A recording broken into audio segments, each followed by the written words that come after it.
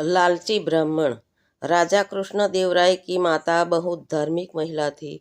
उन्होंने देश के सभी तीर्थ स्थलों की यात्रा की थी और बहुत सा दान भी दिया था। एक बार उन्होंने कृष्णदेवराय से दान में आम देने की इच्छा जाहिर की। राजा ने अपनी माँ की इच्छा को पूरा करने के लिए रत्नागिरी से बहुत सी आम की पेटी मंगवाई, लेकिन जिस दिन दान करना तय हुआ था उससे पहले ही कृष्णदेवराय की माता की मृत्यु हो गई। राजा ने पूरे नियम के साथ अपनी माता का क्रियाकर्म किया।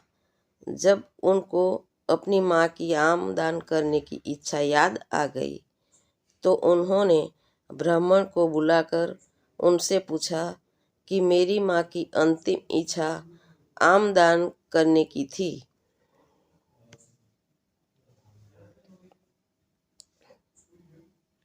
अब उनको क्या करना चाहिए? जो ब्राह्मण आए थे वह लालची थे। उन्होंने राजा से कहा कि उनको अपनी माँ की अंतिम इच्छा पूरी करने के लिए सोने के बने आम उनको दान करना चाहिए। राजा ने ब्राह्मणों को सोने के बने आम दान में दे दिए। जब तेनाली रामन को यह पता चला तो उन्होंने भी अपनी माँ की आत्मा की शांति के लिए उन्हीं 3 ब्राह्मणों को बुलाया। जब तीनों ब्राह्मण घर में आ गए तो तेनालीरामन ने सभी खिड़की दरवाजे बंद कर दिए। इसके बाद तेनाली ने लोहे के गर्म सरिये को अपने हाथ में ले लिया।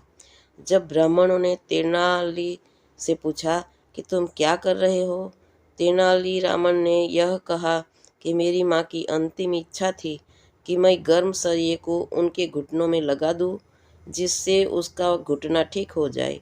अब मेरी माँ तो रही नहीं, इसलिए मैं यही आपके साथ यह करने के अपनी माँ की आत्मा की शांति करना चाहता हूँ। ब्राह्मणों ने कहा कि यह तुम गलत कर रहे हो।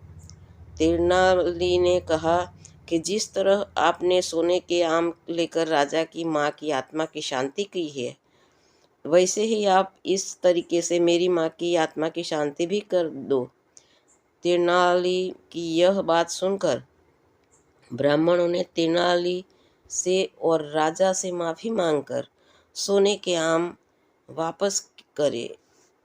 तेनाली ने राजा को समझाया कि इस तरह लालची ब्राह्मणों के चक्कर में पड़कर राजकोष को खर्च न करे।